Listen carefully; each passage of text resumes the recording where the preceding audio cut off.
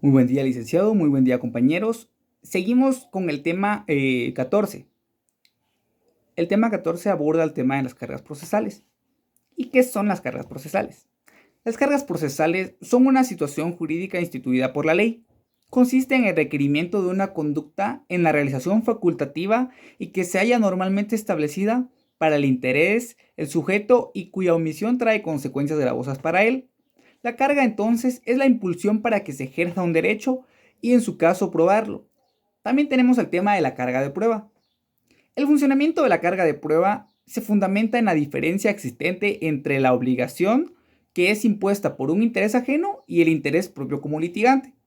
Se trata de un imperativo de propio interés del litigante a quien compete realizar un acto y lo conduce a hacerlo.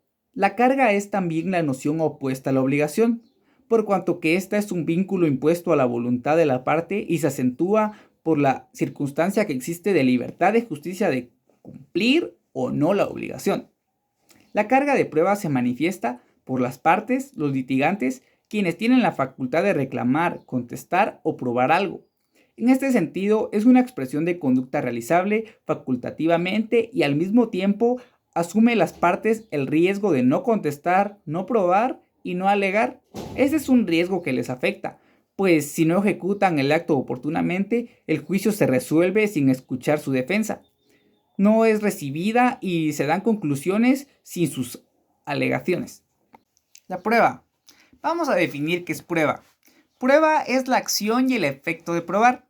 Probar es demostrar de alguna forma la certeza de un hecho o la verdad de una afirmación. La prueba en sentido jurídico procesal es el método de buscar la verdad o falsedad de las proposiciones de un juicio. También podemos hablar de la prueba como verificación. La prueba es un medio de verificar las proposiciones que los litigantes formulan en el juicio. En el proceso civil, la prueba se presenta por los litigantes al juez para que la conozca. En el proceso penal, el juez, además de la prueba aportada por el Ministerio Público o las partes, averigua por sí la verdad de las circunstancias que se produjeron y que llevaron al hecho, con el objeto de verificar las afirmaciones de las partes e investigar los sucesos.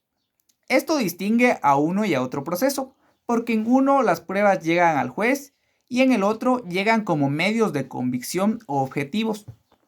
Para comprender con mayor facilidad lo que es la prueba, esta se ordena de una manera lógica de los medios de prueba.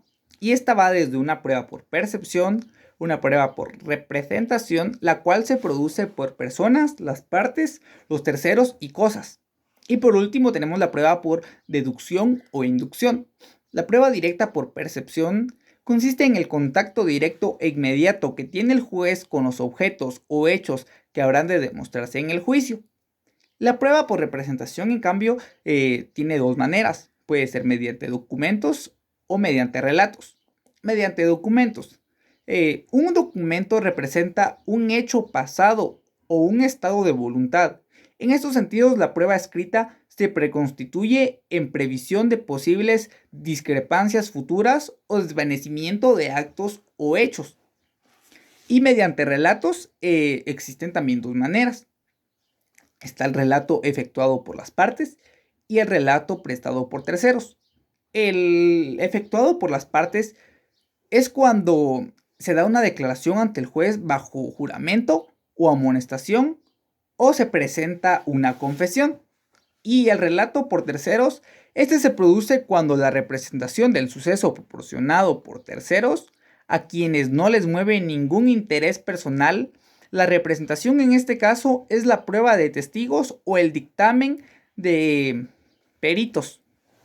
La prueba por deducción o inducción se produce en el caso del relato imposible. ¿Qué es el relato imposible? Cuando no se puede describir qué fue lo que pasó, pero igual con las conclusiones que se tuvieron se trata de rearmar el caso, de reconstruirlo hasta dar una conclusión final. Vamos a hablar también de la eficacia de los medios de prueba. La prueba se hace más incierta a medida que se introducen y penetran elementos intermediarios entre el juez y los motivos de la prueba. Por ejemplo, la firmeza del reconocimiento judicial Se debilita cuando el menester acudir a la representación o a la deducción de los hechos. En la prueba por representación, la documental es la más eficaz, porque el intermediario queda reducido tan solo a la conversión. Se realiza normalmente con deliberación, atención y que los documentos son redactados con el propósito de representar y reproducir en un momento dado con la mayor exactitud posible lo deseado a reproducir.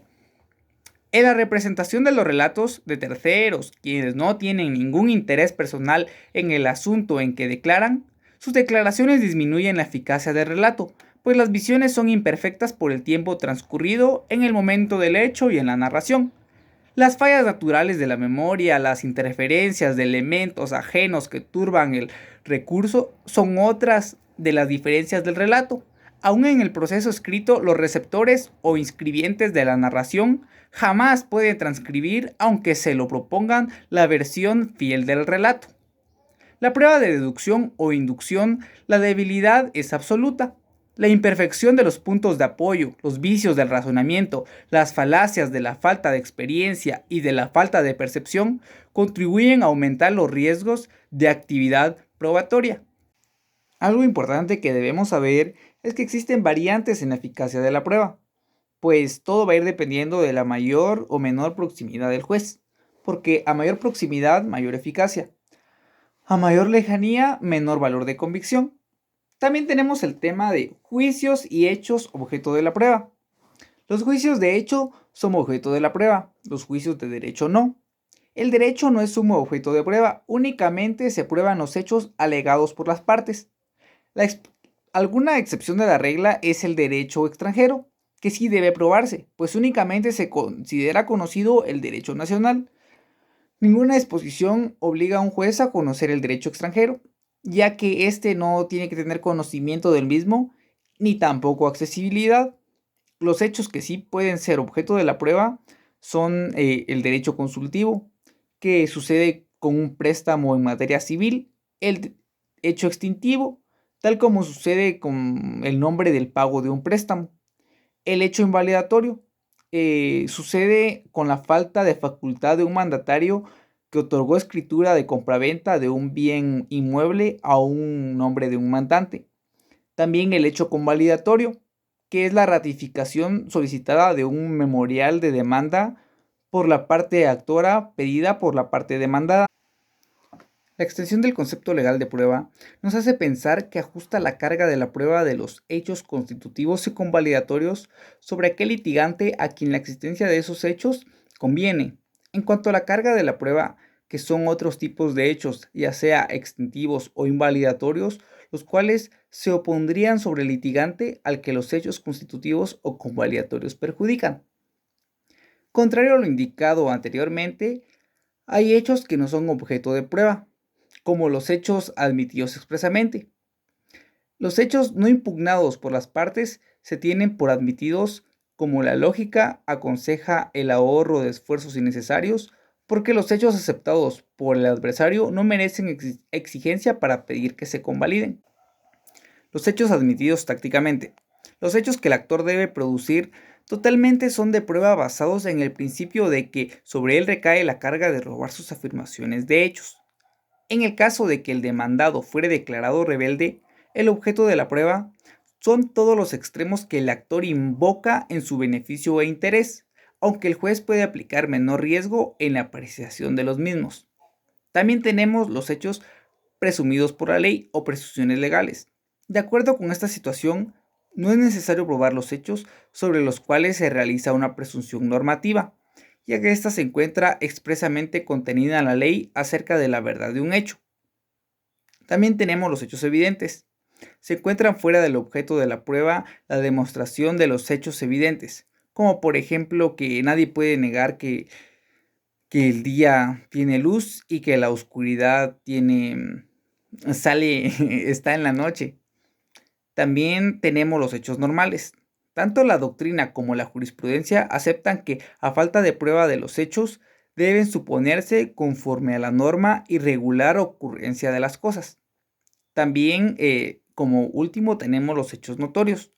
Lo notorio no necesita probarse, aunque la ley establece la excepción cuando regula la evidencia como determinante de un derecho, tal como sucede con la posesión notoria de estado civil. También hablaremos del tema de la pertinencia y admisibilidad de la prueba. Una prueba pertinente es aquella que versa sobre las preposiciones y hechos que son verdaderamente objeto de la prueba. Nos preguntaremos qué significa versa. Versa es tratar de una determinada materia de un libro. La prueba que no verse sobre las proposiciones y hechos que son objeto de demostración se denominan impertinentes. La admisibilidad está ligada con la idoneidad de la prueba, es decir, que se refiere al medio apto para producirla. Una prueba puede ser inadmisible cuando se presenta un testigo en lugar de proponer a un experto para que emita dictamen acerca de un hecho que necesita de conocimientos especiales, o el caso de la prueba documental que debe presentarse adjunta a la demanda. En estos dos casos, lo que está en juego es la idoneidad de la prueba, o sea, el medio utilizado para que se produzca válidamente, ya que al momento de dictarse sentencia, el juez lo que apreciará es la pertinencia de la prueba. Muchas gracias por su atención. Esta ha sido mi participación.